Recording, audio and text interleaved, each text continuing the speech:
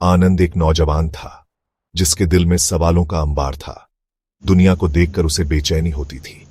ये सब किस लिए? उसे क्या करना है? ये सब सोचकर वो परेशान रहता था। उसे लोग दौलत और शोहरत के पीछे भागते दिखते। उनकी आंखों में एक ऐसी भूख जो कभी नहीं मिटती। क्या यही कामयाबी है? क्या यही खुशी की कुंजी है? आनंद को यकीन नहीं था जिंदगी में पैसों से ज्यादा कुछ तो होगा। अपनी उलझनों के बोझ से वो दबा हुआ था। उसे एक राह दिखाने वाले की जरूरत थी, एक उम्मीद की किरण की। उसे क्या पता था उसकी जिंदगी एक नया मोड़ लेने वाली है। एक दिन भरी हुई मार्केट में उलझनों से घिरा आनंद एक शांत जगह पर पहुंच गया। ये एक छोटी सी चाय की दुकान थी, शोर से दूर। एक बूढ़ा आदमी जिसकी आंखों में ज्ञान चमक रहा था, चाय बना रहा था। एक अदृश्य शक्ति ने आनंद को वहां खींच लिया। जैसे ही उसने चाय की चुस्की ली, उसे लगा कि इस जगह में, इस बूढ़े आदमी में कुछ खास है।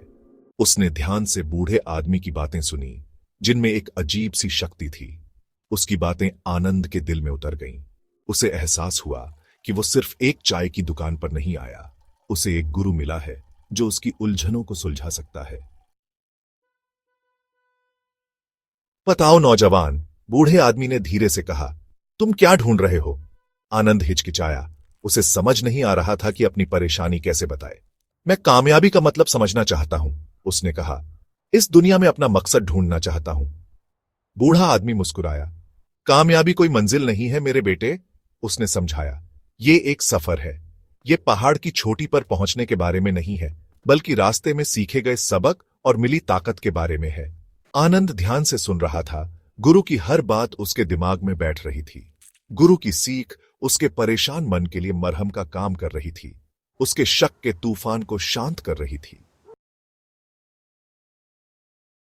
चौथा भाग, पत्थर तोड़ने वाले की कहानी, लगन और एकाग्रता का पाठ। मैं तुम्हें एक कहानी सुनाता हूं, गुरु ने कहा। उसकी आंखों में प्राचीन ज्ञान चमक रहा था।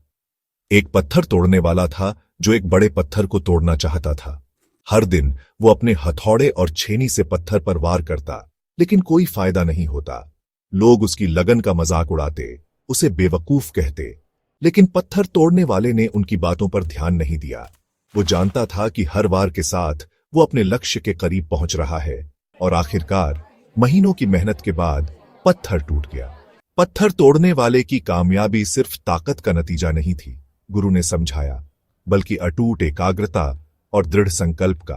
वो सब्र की ताकत, अपने लक्ष्य की ओर छोटे लगातार कदम उठाने का जादू समझता था। पांचवां भाग, सब्र की ताकत, रोजाना अभ्यास से आनंद का बदलाव। गुरु की शिक्षाओं से प्रेरित होकर आनंद ने अपने जीवन में सब्र और लगन के सिद्धांतों को लागू करने का संकल्प लिया।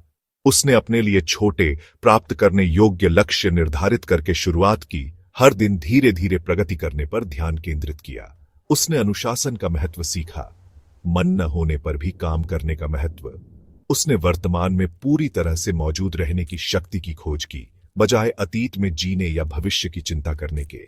उसने कृतज्ञता का अभ्यास किया, जीवन में छोटी छोटी चीजों की सराहना की जिन्हें उसने पहले नजरअंदाज किया था।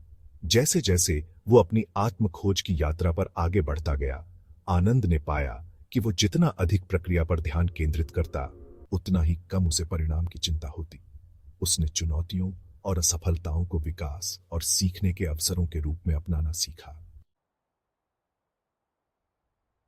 छठा भाग, वर्तमान में उद्देश्य खोजना, कामयाबी के सफर को अपनाना।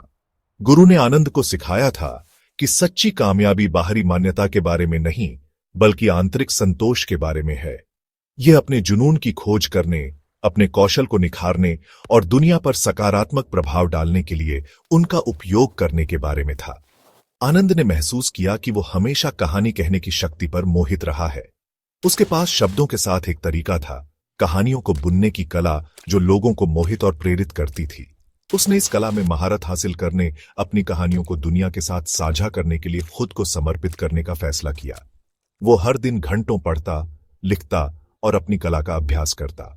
उसने मार्गदर्शकों की तलाश की और अन्य लेखकों के साथ सहयोग किया, उनके अनुभवों से सीखने के लिए उत्सुक रहा। उसने यात्रा को अपनाया, ये जानते हुए कि उसका हर कदम उसे अपने लक्ष्य के करीब लाता है।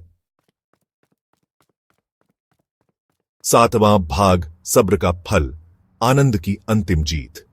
सालों बाद आनंद एक सफल लेखक बन गया था। उसकी किताबें दिल को छू लेने वाली कहानियों और जीवन के सबक से भरी दुनिया भर के लाखों लोगों के दिलों को छू गईं। उसने वो प्रसिद्धि और पहचान हासिल कर ली थी जिसकी उसने कभी लालसा की थी, लेकिन यह संतुष्टि की गहरी भावना थी जो वास्तव में उसके लिए मायने रखती थी।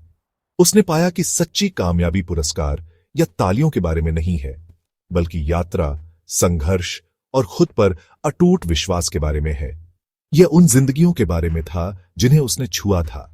अपने शब्दों के माध्यम से उसने जो बदलाव लाया था। जैसे ही उसने अपने जीवन पर पीछे मुड़कर देखा, आनंद ने महसूस किया कि गुरु सही थे। कामयाबी कोई मंजिल नहीं, बल्कि एक सफर है, और यह एक ऐसी यात्रा थी जिसे वो दुनिया की किसी भी चीज के लिए नहीं बदलता।